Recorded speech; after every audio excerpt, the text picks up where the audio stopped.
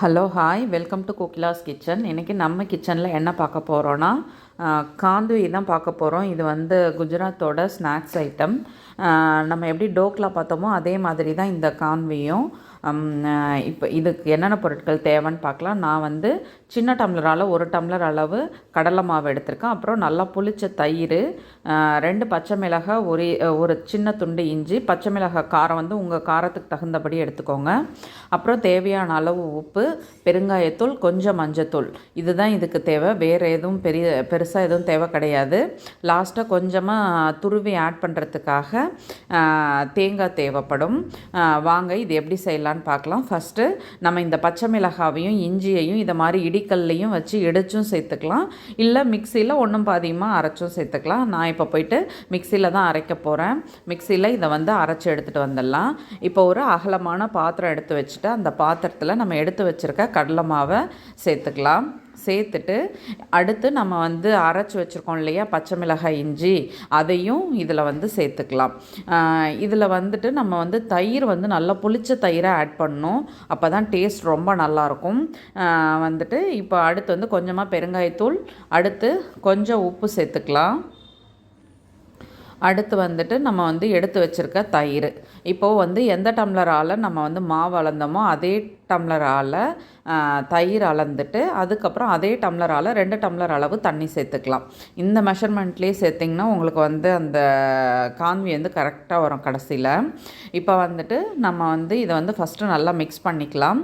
Mix பண்ணிவிட்டு இப்போ வந்து தண்ணி ஆட் பண்ணிக்கலாம். ஃபஸ்ட்டு இந்த தயிரில் இருக்கிற தண்ணியை வச்சு இதை நல்லா கலக்கி விட்டுக்கலாம்.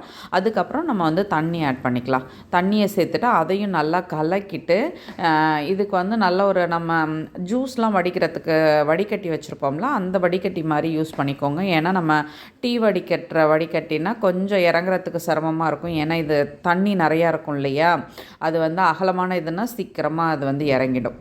இப்போ வந்து இதை வந்து நல்லா கரைச்சி விட்டுடலாம். இந்த ஸ்டேஜ்லேயே மஞ்சத்தூள் சேர்க்கணும். ஆக்சுவலாக நான் மறந்துட்டேன். அதனால் அது மாவு கிண்டிகிட்டு இருக்கிற ஸ்டேஜில் நான் வந்துட்டு அது தண்ணியாக இருக்கும் பொழுதே நான் மஞ்சத்தூள்லாம் ஆட் பண்ணிக்கிட்டேன். இப்போ மாவெல்லாம் நல்லா கரைச்சாச்சு. உப்பும் செக் பண்ணிக்கோங்க உங்களுக்கு போதுமான அளவு இருக்குதான்னு சொல்லிவிட்டு. இப்போ வந்து வடிகட்டியை வச்சு நல்லா வடிகட்டி எடுத்துக்கலாம். நம்ம அந்த பச்சை மிளகாய் இஞ்சிலாம் போட்டிருந்தோம் இல்லையா, அந்த வந்து திப்பியாக இருக்கிறது எல்லாமே வந்து உங்களுக்கு இதில் நல்லா வடித்து வந்துடும். இப்போ வந்து இதை நல்லா ஃபில்டர் பண்ணியாச்சு. இப்போ இதை என்ன பண்ண போகிறோன்னா, நம்ம வந்துட்டு ஒன்று நான்ஸ்டிக் இருந்தால் நான்ஸ்டிக்கில் செய்யலாம். நான் வந்து இண்டோலியம் வானலில் தான் செஞ்சேன். ஒன்றுமே ஒட்டலை, அடிப்பிடிக்கலை, எதுவுமே பண்ணலை. ஆனால் இதை வந்து ஹையில் வச்சு செய்யக்கூடாது, சிம்மில் வச்சு தான் செய்யணும். ஒரு 10 நிமிஷம் 5 நிமிஷம் டைம் எடுத்தாலும் அதை வந்து சிம்மில் வச்சு செய்யும் பொழுது அது வந்து அடிப்பிடிக்காது. நீங்கள் வந்துட்டு ஹைலெல்லாம் வச்சு கிண்டக்கூடாது, சிம்மில் வச்சுட்டே அதை வந்து பொறுமையாக கிண்டி விடுங்க. இப்போ வந்துட்டு கொஞ்ச நேரத்தில் இந்த தண்ணி எல்லாம் வந்து நல்லா சூடு ஏறி நல்லா திக்காக ஆரம்பிக்கும். அந்த ஸ்டேஜ் வரைக்கும் நம்ம நல்லா அதை வந்து கிண்டி விடணும். இப்போது நான் வந்து இதில் கொஞ்சமாக மஞ்சத்தூள் ஆட் பண்ணிக்கிறேன். நான் முன்னையே சொன்னேன் இல்லையா, மாவு கலக்கும் பொழுதே மஞ்சத்தூள் ஆட் பண்ணியிருக்கணும், நான் மறந்துட்டேன்னு சொல்லிவிட்டு. அதனால் இப்போ வந்துட்டு நான் மஞ்சத்தூள் ஆட் பண்ணிக்கிட்டேன். அப்படியே வந்து இதை வந்து நல்லா பொறுமையாக சிம்லேயே வச்சு கைவிடாமல் கிளறணும். விட்டோம்னா அடி பிடிக்கும். அது வந்து நம்ம வச்சுருக்கிற வானலை பொறுத்து. ரொம்ப மெல்லிசாக இருந்துச்சுன்னா அது டக்குன்னு அடி பிடிச்சிரும். கொஞ்சம் கனமாக இருந்துச்சுன்னா அவ்வளோ சீக்கிரம் அடி பிடிக்காது. இப்போ இங்கே பாருங்கள், பொறுமையாக அதை வந்து நம்ம கிண்டி விட்டுட்டே இருக்கிறோம். அது வந்துட்டு அப்படியே கொஞ்சம் கொஞ்சமாக அது வேகணும். அந்த பச்சை வாசனை எல்லாம் போகணும். நம்ம வந்துட்டு ஹையில் வச்சோம்னா அது வந்து பச்சை வாசனை போகாது, அடி பிடிக்கும், நமக்கு வந்து சரியாக வராது. இப்போ இங்கே பாருங்கள், அழகாக எவ்வளோ சூப்பராக வந்திருக்குதுன்னு பாருங்கள். இந்த மாதிரி இப்போ முக்கால்வாசி இது ரெடி ஆகிடுச்சு. இப்போ வந்து இந்த ஸ்டேஜில் வந்துட்டு இது வந்து நம்மளுக்கு அந்த மாதிரி ரோல் பண்ண வருதான்னு சொல்லி டெஸ்ட் பண்ணுறதுக்காக நான் வந்து ஒரு பிளேட் எடுத்து அதில் கொஞ்சமாக போட்டு இதை மாதிரி தடவிட்டு அது வந்து ஃபேனில் ஆற வச்சுட்டு அதை ட்ரை பண்ணி பார்த்தேன். இது உங்களுக்கு வந்து இந்த பிளேட்டில் எண்ணெய் தடவணும் அப்படின்லாம் எந்த அவசியமுமே கிடையாது. நீங்கள் ஜஸ்ட்டு வெறும் பிளேட்டில் இதை மாதிரி போட்டுட்டு நல்லா ஃபேனில் ஒரு 5 to 6 மினிட்ஸ் நல்லா ஆற விட்டுட்டு நம்ம வந்து எடுத்து அதை ரோல் பண்ணி பார்த்தோம்னா அது ரோலாக வந்துச்சுன்னா நம்மளோட இது வந்து குக் ஆகிடுச்சின்னு சொல்லிவிட்டு நம்ம ஆஃப் பண்ணிடலாம். ஆனால் இது வந்துட்டு ஆற விட்டுறக்கூடாது. சூடாக இருக்கும் பொழுதே டக்குன்னு எடுத்து அந்த பிளேட்டில் எல்லாத்தையுமே நம்ம வந்து ரெடி பண்ணிடணும். இப்போ இங்கே பாருங்கள், நான் ட்ரை பண்ணி பார்த்தேன், இது நல்லா ரோல் ஆணுச்சு. ஸோ நம்ம வந்துட்டு இப்போ கேஸ் ஆஃப் பண்ணிவிட்டு நம்ம வந்து பிளேட்டில் எடுத்து அப்படியே தடவி எடுத்துட வேண்டியதான்.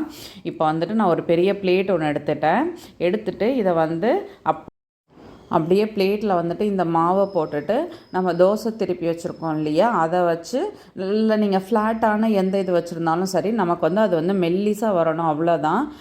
ரொம்ப தின் லேயராக இருக்கணும், ரொம்ப பெருசாக ஆகிடக்கூடாது. இப்போ நான் என்ன பண்ணுறேன்னா, இந்த பிளேட்டில் மாவு எடுத்து போட்டுட்டு தோசை பரட்டியை வச்சு தான் அதை ஃபுல்லாக எல்லா இடமும் படுற மாதிரி அப்படியே அதை வந்து அப்படியே பரப்பி விடணும். இப்போ வந்துட்டு இங்கே பாருங்கள், இதை மாதிரி மெல்லிஸாக எவ்வளோ மெல்லிஸாக உங்களால் பண்ண முடியுமோ அந்த அளவுக்கு நீங்கள் வந்து இதை மாவை வந்து தட்டு ஃபுல்லாக அப்படியே நீங்கள் வந்து அதை வந்து தடவி விட்டுடணும். இப்போ இது எல்லாமே நல்லா ஃபுல்லாக அப்ளை பண்ணிவிட்டு நம்ம கிடுகிடுன்னு செய்யணும், ஆற விட்டுறக்கூடாது.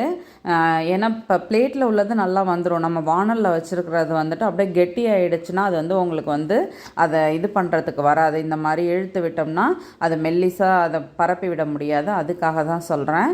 இப்போ இதே மாதிரி எல்லா பிளேட்டும் நம்ம எடுத்து எவ்வளோ மாவு இருக்குதோ அது எத்தனை பிளேட் வருதோ அந்த பிளேட் வரைக்கும் நம்ம வந்துட்டு இதே மாதிரி செஞ்சுட்டு ஃபேனில் வந்து ஒரு 10 மினிட்ஸாவது நல்லா ஆற விடலாம். ஆற விட்டுட்டு நம்ம அதுக்கப்புறம் வந்து கத்தியால் வச்சு கோடு போட்டுட்டு நம்ம வந்து கையால் ரோல் பண்ணோம்னா அழகாக வரும். சைடு மட்டும் கொஞ்சம் எடுத்து விடுற மாதிரி வரும், சைடில் கொஞ்சமாக எடுத்து விட்டுட்டு நீங்கள் அதுக்கப்புறம் ரோல் பண்ணிங்கன்னா சூப்பராக வரும். இப்போது இங்கே பாருங்கள், இது ஆல்மோஸ்ட் முடிஞ்சிடுச்சு. இன்னும் மாவு இருக்கிறதுனால நான் இன்னொரு பிளேட்லேயும் அப்படியே எடுத்து சேர்த்துக்கிறேன். இதை வந்து காய வச்சுட்டு இன்னொரு பிளேட் எடுத்து நம்ம இன்னொரு பிளேட்லேயும் போடலாம். கொஞ்சம் கடகடான்னு செய்யணும், பொறுமையாக செஞ்சோம்னா அப்புறம் மாவு கட்டி ஆகிடும், நம்ம நினைக்கிற மாதிரி வராது. இப்போ இது முடிஞ்சிடுச்சா, அடுத்து இன்னொரு பிளேட்டு, இதையும் அதே மாதிரி அதுக்குள்ளேயே இது கொஞ்சம் கட்டியாக ஆரம்பிச்சிடுச்சு. நம்ம வந்துட்டு கிடுகிடுன்னு செஞ்சு இதை வந்து பரப்பி இதில் வந்து ஃபேனில் ஆற வச்சிடலாம். ஆக்சுவலாக இதில் வந்துட்டு தாளிப்பு போடுவோம். தாளிப்பு போடுறதுல இங்கே குஜராத்தில் பொறுத்த வரைக்கும் எல்லா டிஷ்லேயுமே உங்களுக்கு வந்து ஸ்வீட் இருக்கும்.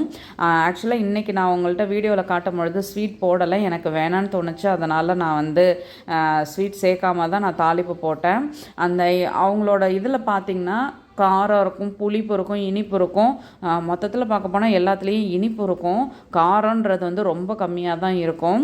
ஆனால் இன்றைக்கி நான் வந்துட்டு இப்போ டோக்லாக்லாம் போடும்பொழுது ஒரு ஸ்பூன் வந்து சுகர் ஆட் பண்ணி தான் நான் வந்து போட்டேன். ஆனால் இதுக்கு வந்து கான்விக்கு வந்து நான் போடலை, சுகர் வேணான்னு சொல்லிட்டு விட்டுட்டேன். எனக்கு பிடிக்காத சாப்பிட்றேன்னு சொல்லிட்டு நான் அதை சுகர் சேர்க்காம தான் தாளிப்பு போட்டேன். இப்போ இதுவும் முடிஞ்சிடுச்சு. இப்போது இங்கே பாருங்கள், ஃபேனில் வந்து நல்லா இதை ஆறிடுச்சு.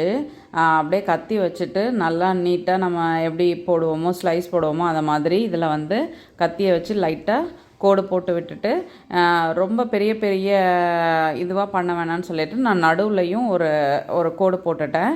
இப்போ இங்கே பாருங்கள், ஃபஸ்ட்டு இது மட்டும் எடுக்கிறதுக்கு கொஞ்சம் இதுவாக இருக்கும், அதுக்கப்புறம் எடுத்துகிட்டு நீங்கள் இப்படி கையை வச்சு அப்படி சுற்றி ரோல் பண்ணோம்னா அழகாக வரும் அது. இப்போ பாருங்கள், அவ்வளோதான், இது ரெடி ஆகிடுச்சு. இது பெருசாக இருக்குன்னு ஃபீல் பண்ணோம்னா நம்ம ரெண்டாக கூட கட் பண்ணிக்கலாம். நான் வந்து சும்மா போடுறதுக்காக அதை மாதிரி போட்டேன். இதே மாதிரி எல்லாத்தையும் ஒவ்வொன்றையும் இப்படி வச்சு ரோல் பண்ணோம்னா அழகாக வரும். அவ்வளோதான். இப்போ நம்ம 2 பிளேட்டில் ஊற்றி வச்சுருக்கோம் இல்லையா, அது எல்லாத்தையுமே இதே மாதிரி ரோல் பண்ணி நான் எடுத்துகிட்டு வந்துடுறேன். இப்போ பாருங்கள், இது எல்லாமே அழகாக வந்துடுச்சு. இப்போ வந்து தாளிப்பு போட்டுடலாம். இப்போது நம்ம தாளிப்பு கரண்டி வச்சுட்டு ஒரு ஸ்பூன் அளவு எண்ணெய் சேர்த்துக்கிட்டாச்சு. இதில் வந்துட்டு கடுகு, வெள்ளை எள்ளு, கருவேப்பிலை, பச்சை மிளகாய் இதை தாளித்து அப்படியே அது மேலே சேர்க்குறது தான். இப்போ வந்து நான் வந்து கடுகு சேர்த்துக்கிட்டேன். கடுகு நல்லா பொரிஞ்சதும் வெள்ளை எள்ளை வந்து ஆட் பண்ணிக்கலாம். ஆட் பண்ணிவிட்டு அதுக்கப்புறம் பச்சை மிளகாய், காரம் நமக்கு தகுந்த மாதிரி பச்சை மிளகாய் சேர்த்துக்கலாம். சேர்த்துட்டு அதுக்கப்புறம் கருவேப்பிலை, அவ்வளோதான்.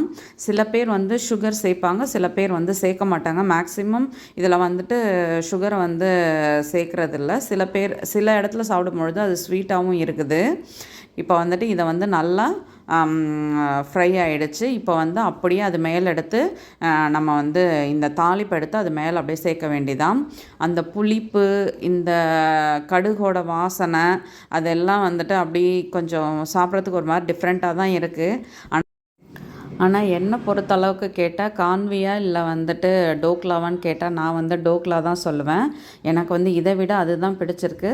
சரி, நம்ம ரெசிபி குஜராத்தில் இருந்துட்டு இந்த ரெசிபி செய்யாமல் இருக்கிறதாவதுன்ட்டு தான் நான் செஞ்சு காமிச்சேன். நீங்களும் ட்ரை பண்ணி பாருங்கள். பிடிச்சிருந்துச்சுன்னா மறக்காமல் ஃப்ரெண்ட்ஸ் அண்ட் ஃபேமிலிக்கு ஷேர் பண்ணுங்கள். ஷேர் பண்ணுறதோடு மட்டும் இல்லாமல் வீடியோ பிடிச்சா லைக் பண்ண மறந்துடாதீங்க. இதில் லைட்டாக தேங்காய் துருவி போடணும். அதுதான் லாஸ்ட்டாக தேங்காவை நான் ஆட் பண்ணிகிட்ருக்கேன். முன்னையே போட்டிருக்கணும், கொஞ்சம் டேஸ்ட்டு பார்க்குறேன்னு சொல்லிவிட்டு அதுலேயே நான் தேங்காய் போடுறதே விட்டுட்டேன். சரி, ஞாபகம் வந்ததும் தேங்காவை போட்டேன். ரொம்ப சூப்பராக இருக்கும் அப்படின்னு கேட்டால் எனக்கு நான் அந்தளவுக்கு இதை சொல்ல மாட்டேன். டோக்லாவை கேட்டிங்கன்னா சூப்பராக இருக்கும்னு சொல்லுவேன். இருந்தாலும் ட்ரை பண்ணி பாருங்கள். பிடிக்கிறவங்களுக்கு பிடிக்கும்.